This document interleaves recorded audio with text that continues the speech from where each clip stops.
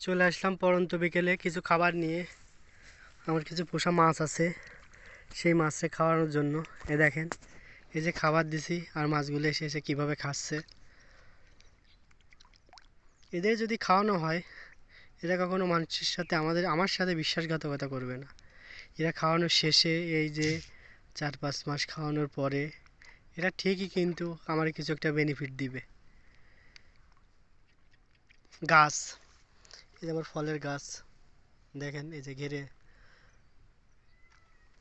আমি ছোটোখাটো একজন কৃষক, আর কৃষিকাজ করতে আমার খুব ভালো লাগে। আমি আনন্দের সাথে কৃষিকাজগুলো করি। কৃষিকাজের ভিতরে এই গাছপালা লাগানো, শাকসবজি, তরি তরকারি, কিছু মাছ।